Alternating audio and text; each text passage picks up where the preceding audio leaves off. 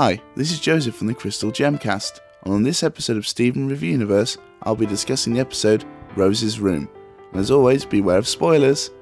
The horror genre has gone through many changes since it came into existence in the 18th century, but amongst the monsters, psychopaths and demons, there is something uniquely frightening about the realm of psychological horror.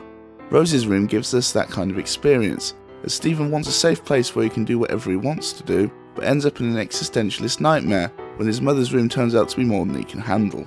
The idea of a world where we can get whatever we want and do whatever we want is a powerful fantasy, but reality doesn't live up to that ideal.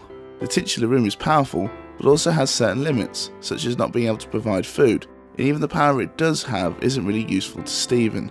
So he decides to leave the room and get something to eat, not realising that he's still in the room. Like the dream within the dream, the distinction between reality and fantasy has been taken out of Steven's hands. This is where the meat of the episode is, with Beach City recreated in possibly the creepiest way it possibly can be, apart from Onion, who is basically as he always is. Characters repeat themselves, speak monotonously and have strange faces, and the environment acts contrary to how it normally would. In short, the concept of the uncanny valley is brought up without the term even being used or discussed, just shown.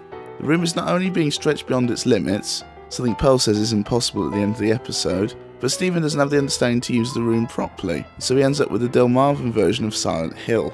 The episode centres around Steven, and once again Zach Callison gives a great performance, as we can sympathise with Steven's frustrations even though we know that he's overreacting and that he has more control over the situation than he realises. It helps that it is a situation that a lot of people find themselves in, myself included. We also get some really funny moments to lighten the mood, such as Steven eating an entire can of creamed corn, and Steven joking at the end that he always gets what he wants, even though the moral of the story is that he can't always get what he wants. The rest of the actors also acquit themselves well, making the fantasy versions of the Beach City characters enough like the real ones to be recognisable, but also weird enough to freak out the audience. Special props go to Tom Sharp playing as Greg, who comes off as the only real seeming character, and fools the audience long enough for the reveal to be a surprise. Overall, this episode takes a clever concept and runs with it, making a fun and somewhat chilling experience. If you're a fan of psychological horror and want to see how to use it in a show for all ages, this is a very good example. If you like this video, please like, subscribe and share.